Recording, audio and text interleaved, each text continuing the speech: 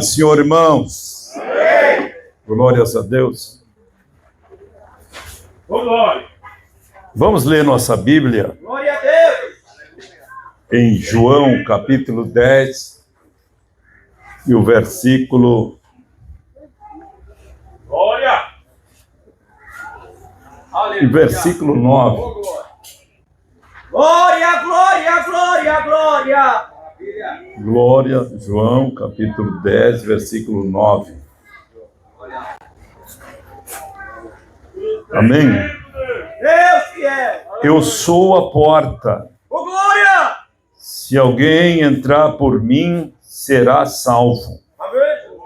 Entrará e sairá e achará pastagem. Glória. Coisa linda. O ladrão somente vem para roubar, matar e destruir. Eu vim para quem tenho vida e a tenho em abundância. Aleluia. Eu sou o bom pastor dá vida pelas ovelhas. O mercenário que não é pastor, a quem não pertence às ovelhas, vê vir o lobo, abandona as ovelhas e foge. Então o lobo os arrebata. Amém? Tome seus assentos, meus irmãos, dando glória a Deus. Eu me sinto feliz por este aniversário, que passou tão rápido, né? Parece que foi ontem. Irmãos, parece que passou tão rápido. E eu acho que já mudei um pouco, né? Eu fiquei um pouco mais branco, irmão Pedro. Então, meus irmãos, Deus, há 21 anos atrás, Deus começou a falar conosco aqui, com vários irmãos, dizendo que do sul viria um avivamento. E nós também nem sabíamos o que era um avivamento. O que é um avivamento, né? Grito, barulho. Nós vimos que o último avivamento que a gente tem notícia, que todos conhecem, é da Azusa Street, ali em Califórnia. E esse avivamento que aconteceu ali na conhecida Azusa Street, eu morei nos Estados Unidos como missionário por algum tempo, e então o avivamento ele foi muito assim desprezado por muita gente dos Estados Unidos, porque ela começou com um pequeno grupo de afrodescendentes. Então, as pessoas diziam que eles levavam as pessoas para lá para matarem. Então, gritavam e faziam barulho. Era para, enquanto barulhavam, matar as pessoas e venderem drogas, enfim. E para a polícia não ir lá e dizer, Deus está aqui. Para a polícia não ir e dizer, Deus está conosco. Então, mas muita gente se uniu-se a eles, pessoas de várias nacionalidades. Inclusive o Brasil foi alcançado por esse avivamento, e aqui na nossa região por Daniel Berg e Gunnar Wingren, que eram suecos. Eu morei bem perto da rua onde eles moravam, ou onde Deus falou com eles e mandou eles vir para o Brasil, na rua West Norte. É uma avenida que ela atravessa a cidade de Chicago. Nós morávamos uns 2 quilômetros dessa avenida. E isso alcançou a nós. Só que o avivamento, ele pode passar, esfriar, porque nós vivemos no mundo. Então, Jesus disse assim, a porta do inferno não prevalece contra a minha igreja. Isso está dito, não prevalece. Agora, o que sofre os revés é a igreja organizada, as organizações. Nós estamos entendendo? A igreja de Jesus é a igreja invisível, a igreja espiritual, aquela que ama a Deus, ama a palavra de Deus. E as organizações são organizadas aí por nomes. E tem organização que despreza a palavra de Deus, enfim. E criam outras subterfúgios para atrair o povo, simplesmente para que a organização permaneça. Então, tem muita organização que permanece com uma multidão de pessoas, mas que são simplesmente formais, né? São igrejas que são organizações que desprezaram a palavra de Deus. Então, Deus começou a falar conosco que viria do sul. E quero dizer para os irmãos que esse avivamento lá, na conhecida Rua Azusa, na Califórnia, começou com oração. Um irmão afrodescendente lá começou a orar e foi orando, e Deus foi batizando com o Espírito Santo, e outro ficou sabendo que Jesus estava batizando, foi para lá também, mais um. Irmãos, e lá em Chicago, um senhor já com perto de 90 anos congregou conosco. Eu esqueci o nome do irmão, não sei se a Mancida lembra. Ele disse que até na igreja católica os padres se converteram. E muitos dos padres viraram missionários porque os paralíticos andavam na igreja católica. E aí o Papa disse, não, ele contando para mim, vocês podem continuar com o culto de vocês, só tem que observar a liturgia. Aí ele disse, bom, a gente obedece, a gente tem a Bíblia. Muitos foram embora, os padres foram embora, viraram pastores, missionários. E alguns disseram, não, a gente tem a Bíblia, a gente não vai se corromper, a gente vai fazer a liturgia, mas nós sabemos que nós vamos permanecer firmes na palavra. E os irmãos sabem que a liturgia tinha a hora que ter o culto para Maria, o culto para o João, o culto não sei mais para quem. E Deus simplesmente se afastou da igreja e eles não perceberam, se corromperam. Acharam que iam permanecer, mas acabaram se corrompendo. E aqueles que saíram foram homens, vamos dizer homens, já não mais padre, mas homens, que deixaram história no cristianismo. Deus usou de uma forma extraordinária, abandonaram tudo para servir, para se firmar a palavra de Deus. E aqui Deus começou a falar conosco que viria um avivamento do sul. E nós não conhecíamos, nós nem sabíamos para que banda ficava o sul, né?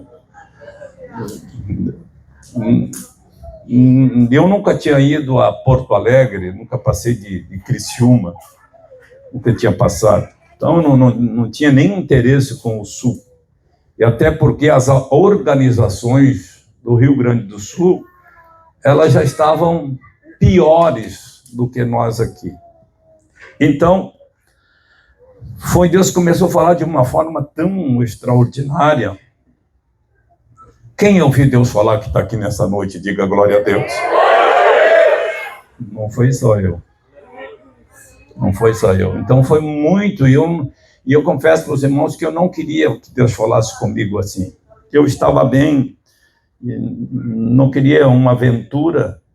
Um pastor muito amigo meu disse para mim, Remi, quem é que tem mais condições de começar vamos dizer, uma organização, eu ou você? Eu disse, você. Ele disse, pois é, eu não tenho coragem. Eu disse, eu também não tenho coragem de começar nada.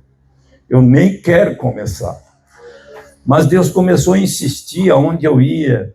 E eu não sabia de nada, mas não existia restauração, não existia nada. Não existia nada. Nem sonhos meus, assim, digamos, nem pensamento essa restauração existia.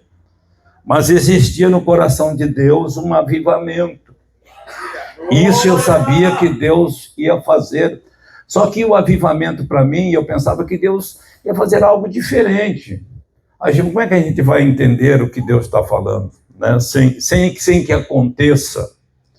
Então, Deus, por alguns anos, Deus falava isso. E as pessoas diziam para mim, você vai colocar o ministro, porque as pessoas ouviam Deus falando comigo, eles diziam, você vai colocar o ministério. Jamais, nunca vou fazer uma coisa dessa. E realmente, irmão, nunca farei. Eu não sirvo para ser presidente de nada. Eu quero ser servo, servir a Deus. E Deus foi assim, apertando. Até que um dia, eu lembro que uma irmã disse, olha, sonhei que no teu quintal nasceu um pé de videira, né? De uva, e os ramos alcançavam o mundo todo. E eu estava outro dia lá em Camboriú, e chegou um profeta para mim, e olhou para um árvore bem seco, e disse assim, vai ser feio assim que nem essa árvore, seca, mas os galhos vai alcançar o mundo todo. Glória a Deus! E aquilo ali me deixava já meio... Eu confesso para os irmãos que eu não tinha com quem dividir o que Deus estava falando. Não tinha com quem dividir. Os que estavam comigo eram todas pessoas simples, que a gente não sabia o que era. O que vai ser? Me lembro que o pastor Emerson estava junto, hoje é nosso supervisor aqui, ele era um jovem, um auxiliar do trabalho, um jovem, líder jovem. Não poderia me dar um conselho. Então, só Deus, e Deus falava essas loucuras. Até que um dia eu estava em Camboriú, contei para um pastor, um amigo meu, lá do Rio Grande do Sul, até pensei que fosse a organização deles, porque nós vamos falar de organização, porque a igreja é a igreja de Jesus, né? Nós não queremos dizer que, para nós não confundir o que estamos falando. Ele disse, não, nós não temos condições de fazer o que Deus está falando para ti. Isso não é a nossa igreja, a nossa organização. Esse homem é o Schmidt. Eu disse, quem é o Schmidt? Ele falou assim para mim, o Schmidt é um homem de Deus. É um anjo de Deus. Ele não disse um homem, ele disse é um anjo de Deus. Esse homem, Deus vai usar ele para abalar o mundo. Mas eu não conhecia o Schmidt. Não conhecia nada, não sabia nada da vida dele. E ele disse, olha, e ele fez um pronunciamento no rádio essa semana, faz 15 dias que ele fez um pronunciamento, e ele começou, Deus falou com ele, ele começou um trabalho lá no Rio Grande do Sul, faz 15 dias, tu vai procurar ele, que é dele que Deus está falando. Eu fui no Rio Grande do Sul. Isso foi Deus falou comigo, assim que esse pastor falou comigo em abril de 2004, e o Ministério Restauração começou em abril de 2004 também, lá no Rio Grande do Sul, e eu fiquei sabendo da notícia final de abril de 2004, que esse pastor me orientou. Esse pastor prega no Brasil inteiro e fora do Brasil, não quero dizer o nome por questão de ética, e eu fui em julho de 2004, e cheguei lá, conheci o pastor Humberto Schmidt, um homem jovem, naquela época, né? Ele faz 21 anos, ele deveria ter uns 35 anos, a esposa dele, uns 30, menos de 30, um casalzinho jovem. Eu esperava encontrar um velhão, né? Precisava encontrar um homem de idade. Daí, ele trabalhava na justiça, era coordenador de justiça do Tribunal Regional Federal da 4ª Região de Paraná, Santa Catarina, Rio Grande do Sul. Então, esse aí é um filhinho de papai meio vaidoso, né? Aí fui falar com ele, e aquilo que Deus falava conosco, era semelhante àquele que Deus falava com ele, inclusive o pé de uva. Deus mostrou para ele o pé de uva. E eu não lembro bem direito, mas tinha duas coisas na mão. Um era um pedacinho da rama de uva e outra coisa que não lembro o que era.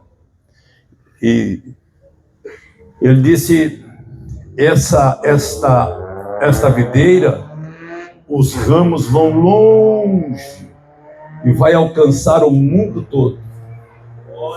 Aí comecei a conversar com ele. Eu não tive dúvida que era para onde Deus nos estava empurrando. Foi difícil, irmão, tomar a decisão, que é difícil a gente fazer o que Deus manda. Porque fazer o que Deus manda não é aquilo que a gente quer. Né? A gente quer conforto. E você sair de uma estrutura que está tudo organizado, tudo certinho, para nem sabe o que vai acontecer no dia, né? Tem que é dolorido, né? Agora é você e Deus. Mas então em outubro de 2004 nós inauguramos aqui, e até aqui o Senhor nos ajudou. E já alcançamos 4 continentes. Dá um glória a Deus. Falta alcançar a Oceania. Eu, quando cheguei lá na Ásia, que lá na Ásia é uma cultura totalmente diferente, os homens de burca, de saia. Eu disse para Deus: eu não sabia que o mundo todo era até aqui. Pensava que era até o norte do Brasil. Então, é uma cultura totalmente diferente, irmãos, e tudo. E lá temos igreja na Índia, em vários países da África. Uma multidão de africanos, crentes servindo a Jesus, indianos, hindus se convertendo, muçulmanos se convertendo, crianças hindus batizadas com o Espírito Santo. Aleluia, aleluia. Temos igreja na Europa, vários países da Europa, aqui na América Latina, e Deus conta com você. Deus não chamou somente os que começaram. Deus está chamando, porque a obra é muito grande. E Deus quer que você ajude a alcançar o mundo todo. Aleluia. Quantos querem se entregar para Deus nessa noite? Quem sabe é uma noite missionária. Quem sabe é uma noite missionária, Deus vai levantar missionários aqui. Irmão, mesmo que a gente não quer, mas Deus faz. Mesmo que a gente não gosta, mas quem faz a obra é Deus. Mesmo não gostando, Deus diz: vai. Não tem desculpa, e a gente vai e nem sabe por quê. Nossa estrutura, nossa sabedoria, Deus não quer saber se você estudou, Deus não quer saber se você tem condições. Ele é o dono da obra, Ele é quem faz a obra. E eu me alegro por essa atitude dos irmãos, dos obreiros aqui de Palhoça, embora eu tenha estado pouco com eles, que a minha o quê? Não é a minha agenda, é a minha rotina. O meu trabalho é fora do Brasil, então eu normalmente estou viajando e tenho estado pouco com eles, mas vejo aqui, irmãos, eu vejo aqui uma juventude, um corpo de obreiros unidos, inclusive a juventude buscando a Deus em jejum e oração. Isso para mim é uma alegria, isso é avivamento. É sério, irmãos, eu vejo a juventude aqui orando, buscando a Deus, jejuando, isso é avivamento. Então, eu tenho certeza que Deus vai levantar esses jovens. Hoje nós temos escolas de formação de obreiros, seminários. Os jovens vão para lá, ficam 1 ano lá fazendo o seminário, nós chamamos de FOD, a Escola de Formação de Obreiros. Temos um internato na Índia também para formar criança desde pequena, para que eles já nascem, crescem aprendendo a palavra de Deus e não se envolvam com a idolatria da Índia. Na Índia, por exemplo, tem 330 milhões de deuses. Tem noite que a gente não dorme na Índia por causa daquelas cornetas, eles gritam a noite toda. Eu não sei se é falando, se é cantando, porque eu não entendo o idioma deles, mas eles berram a noite toda naquelas cornetas. E templo é o que mais tem, um grita aqui, outro grita lá, e eles vão até as 6 da manhã. Então é terrível. Hindus, muçulmanos, eles passam a noite gritando. Mas Jesus tem salvado hindus, tem salvado muçulmanos e batizado com o Espírito Santo. Quantos podem dizer glória a Deus? Então, meus irmãos, esta obra não nasceu no meu coração, nem do pastor Humberto, nem dos obreiros, mas no coração de Deus. A única coisa que nós podemos dizer é sim, Senhor.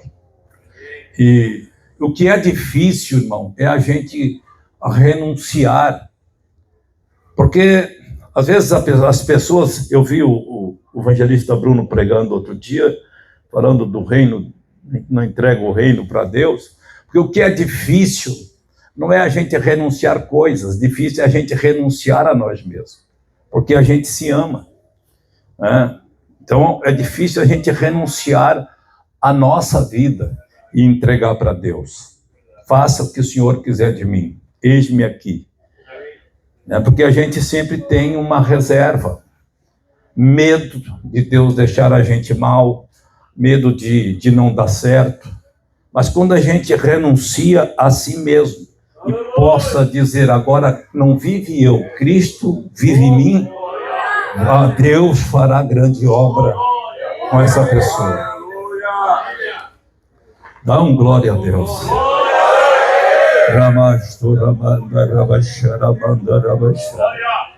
Aleluia. Meus irmãos, mas se você quiser saber mais do Ministério Restauração, você procura o pastor. Temos um site na internet, você vai conseguir bastante informação. E Deus te chama também para alcançar o mundo todo. Nós temos vários países, irmão, chamando porque querem a igreja e nós não temos missionários para enviar. São poucos os ceifeiros. Então, a obra missionária, ela é difícil. A gente lá também tem demônio. Então, as pessoas ficam com medo também. Mas Deus tem levado homens e mulheres até os confins da terra. Então, ora, irmão, busca Deus, pede para Deus te revelar. Você não precisa participar da restauração hoje, mas pode participar amanhã. Aí a obra não é nossa, a obra é de Deus. E nós não queremos trabalhar para um sistema humano, nós queremos fazer algo para o Senhor Jesus. Aquele que ganha alma, sábio é. Quem sabe Deus te chama nessa noite e você pode dizer, eis-me aqui, Senhor, toma minha vida, usa-me, Senhor. Meus irmãos, o tempo se passou. Eu pensei que tinha falado pouco, eu falei demais. Me deram a oportunidade. Hoje é sábado. No texto que nós lemos hoje, eu já vou orar, e Jesus vai fazer milagre. Agora eu chamo a atenção da igreja. Escuta aqui, igreja. Hoje a igreja precisa reagir, porque Deus vai fazer milagre. E eu quero dizer para a igreja uma coisa, preste atenção que eu vou dizer para a igreja. A igreja tem dons espirituais, e Deus vai te usar. Então, quando nós for orar, você não vem para cá como vítima, você vem para cá como um herói. Você vem para desfazer as obras do diabo, curar os enfermos, expulsar os demônios. Nós vamos tomar uma atitude. Deus vai te usar nesta noite em profecias. Crê, pode crer mesmo. Diz assim: eu vou fazer, Jesus, eu vou fazer. Jesus disse assim: aquele que crê em meu nome expulsarão demônios, falarão novas línguas, mas não verão serpentes, e se beber veneno mortífero. Não disse se era homem, não disse se era mulher, não disse se era pastor, se era evangelista. Aquele que crê. Se tiver uma criança aqui que crê, ele é capaz de ser usado por Deus. E eu quero que Deus use você nessa noite. Aleluia, aleluia. Então eu peço que a igreja neste dia, nós estamos aqui numa campanha de milagre, e esses irmãos, essa juventude, essas irmãs que vivem orando, estão há vários meses orando por milagre. E se você só orar, mas não tomar uma decisão, uma atitude, não vai servir para nada. Hoje você vai reagir e Deus vai fazer milagres aqui. Meus irmãos, no texto que nós lemos hoje, Jesus disse: o ladrão vem somente para roubar, matar e destruir.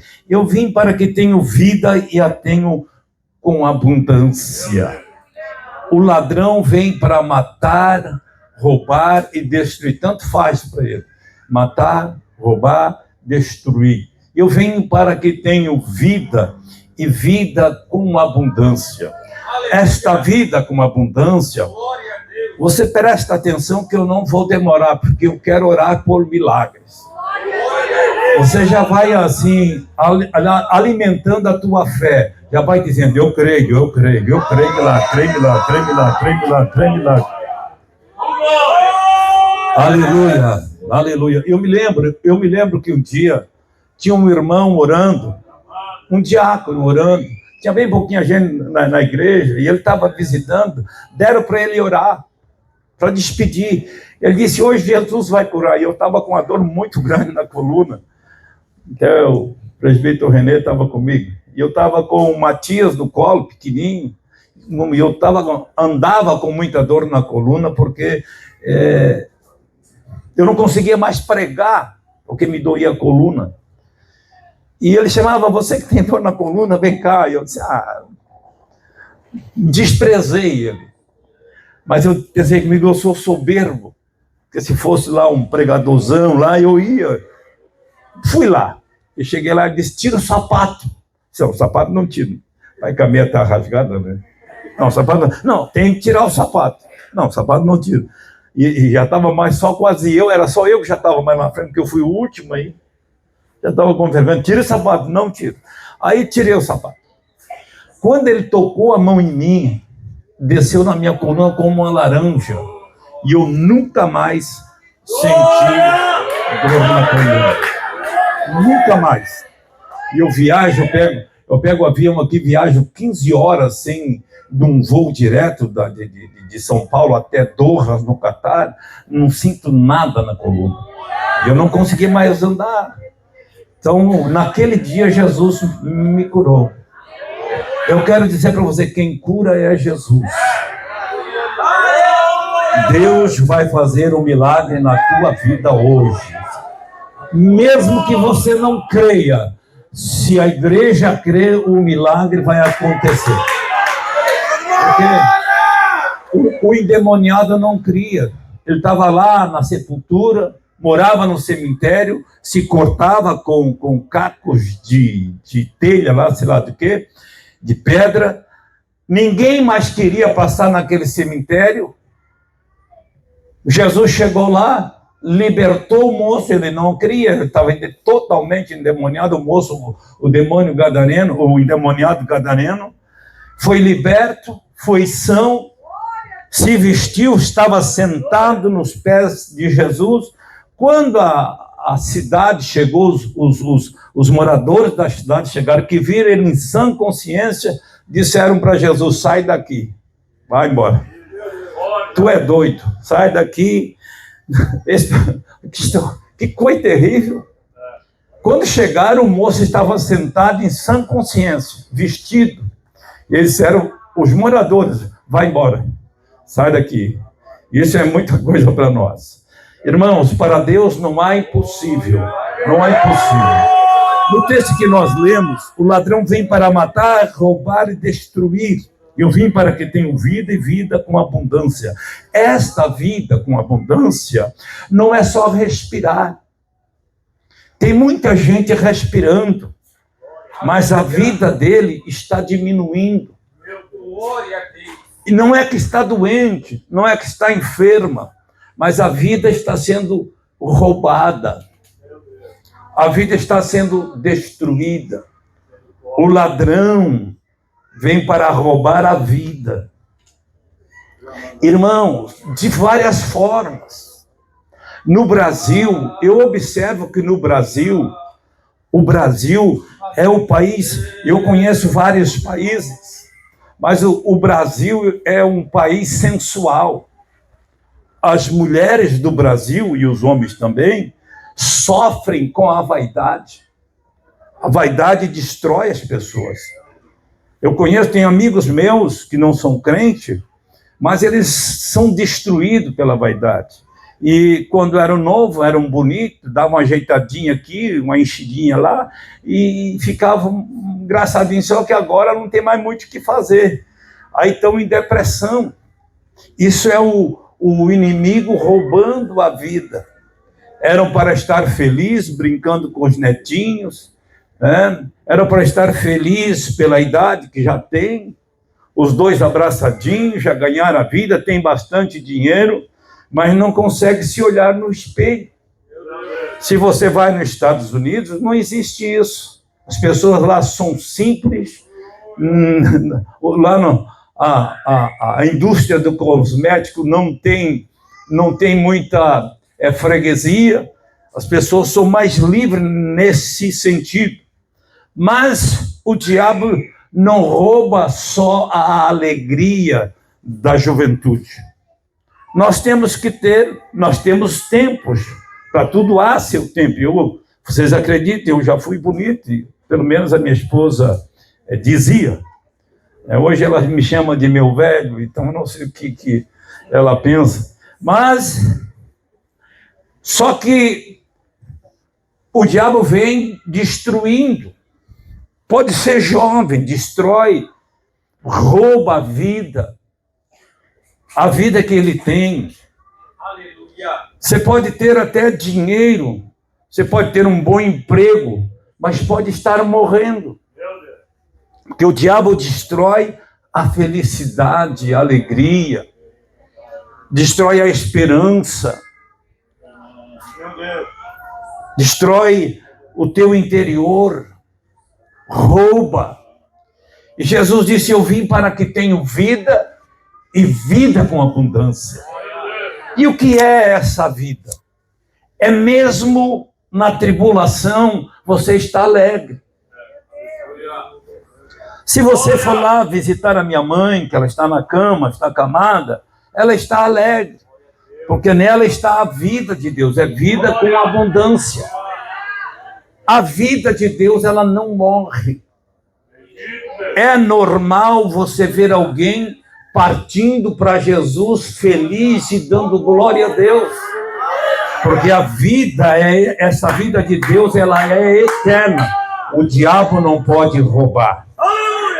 Aleluia. Quem sabe você chegou aqui destruído, o diabo tem roubado a tua alegria, a tua felicidade, por coisas banais. Eu vi um irmão triste, porque, olha a loucura, comprou um carro, e o carro dele, no outro ano, custou para comprar o carro a prestação, e no outro ano mudou o modelo. Ele estava triste porque mudou o modelo do carro dele. Então aquilo não dava mais alegria. Isso é uma vida que o diabo rouba. Mas a vida de Deus, você vai de bicicleta, você vai de pé, você vai de ônibus, você vai correndo, vai caminhando, e vai alegre, dando glória a Deus e aleluia. Nada pode roubar a tua alegria. Mesmo na tribulação, você tem uma vida que o diabo não pode roubar, porque essa vida pertence a Deus. Eu vim para que tenham vida e vida com abundância. Mesmo morrendo, está vivo. Mesmo que está partindo para a glória, mas está vivo, está alegre, não está atormentado. Quantos alegres nós temos aqui nesta noite? Levanta a tua mão e dá glória a Deus. Aleluia! Aleluia! Glórias a Deus! Vai roubando os sonhos. As pessoas projetam coisas e não conseguem. E o diabo vai roubando, vai atormentando. Irmãos, uma da formas de Deus falar conosco é no nosso coração, na nossa mente, eu não sei. Quando Deus falava conosco aqui sobre a igreja, sobre o avivamento, era de várias formas. Era profecia, era sonho, era revelações, era de várias formas. Mas uma forma de Deus falar conosco é no nosso coração. Eu nem sei como é que Deus fala no coração, mas fala, né? Você entende que é Deus que está falando. Eu me lembro que quando chegou a pandemia, eu estava numa viagem para a Índia. E quando cheguei na Europa, somente em Portugal, eu tinha um stopover em Portugal, e fiquei 3 dias ali para conhecer a obra na Europa, e depois eu ia para a Índia. Eu estava arrumando a minha mala para ir numa conexão até a Alemanha, e da Alemanha pegar um avião para a Índia.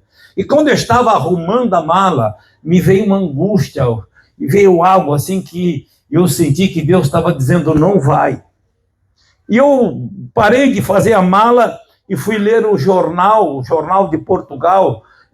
No jornal estava dizendo que eles iam fechar o espaço aéreo de Portugal. Aí eu disse, meu Deus, eu tenho que voltar para casa. E, bom, o espaço aéreo fechou. E não tinha mais voo. E eu falei para o pessoal aqui no Brasil, a minha mãe disse que se jogou de joelho e começou a dizer, Senhor, abre só uma janelinha para o meu filho voltar.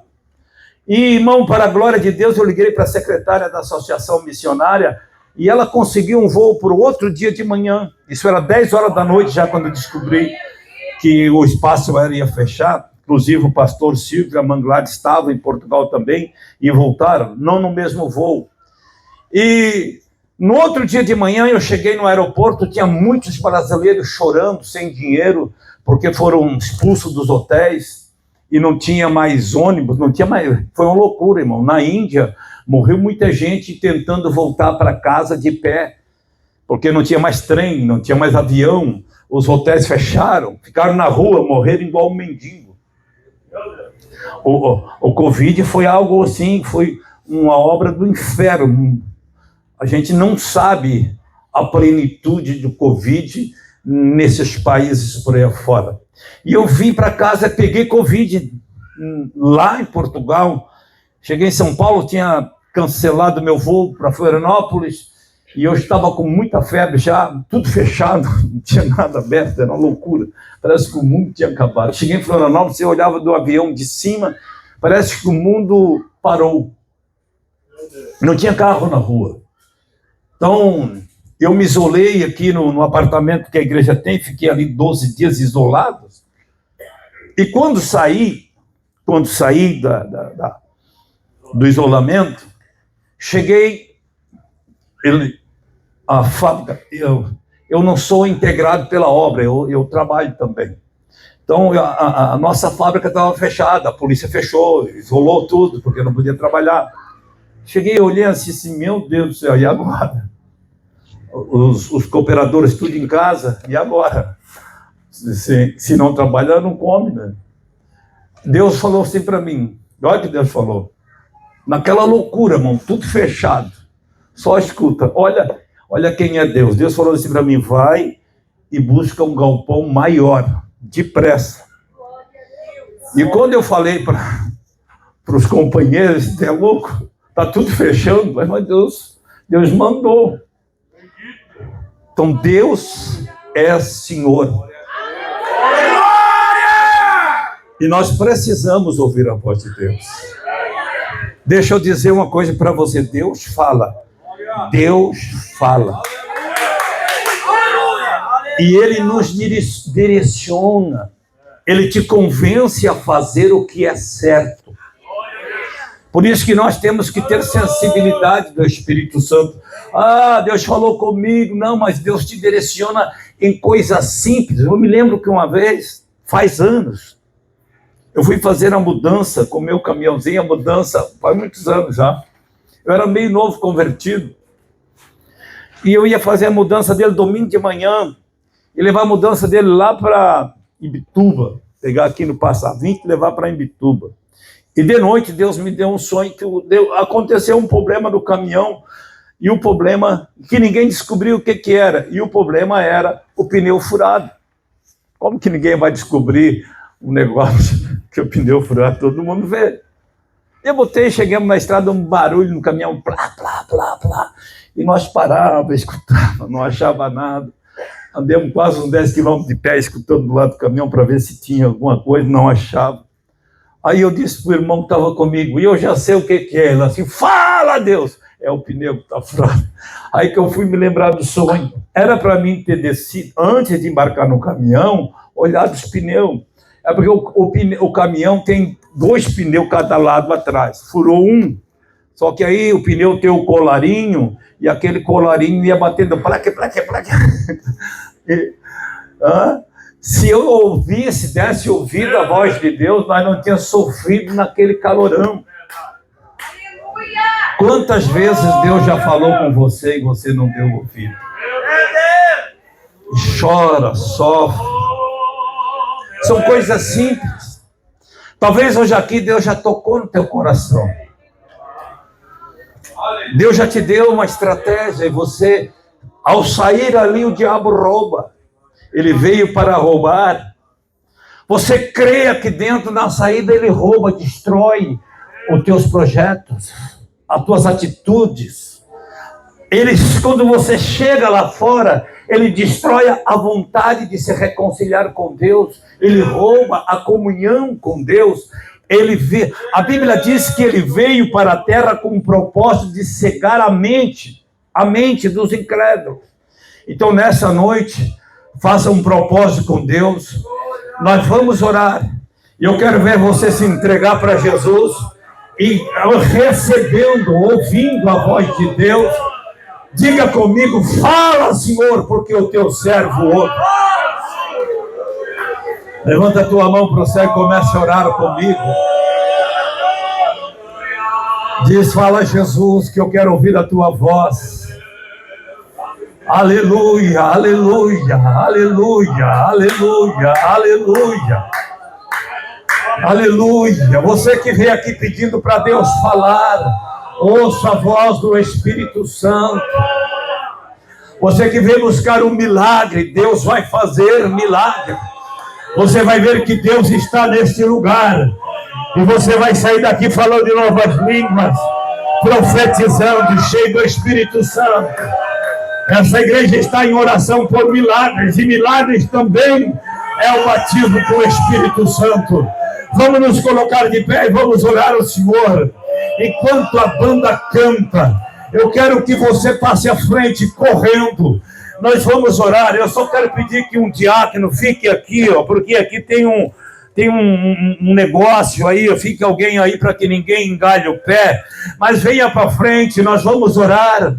Eu quero que a igreja venha comigo na oração.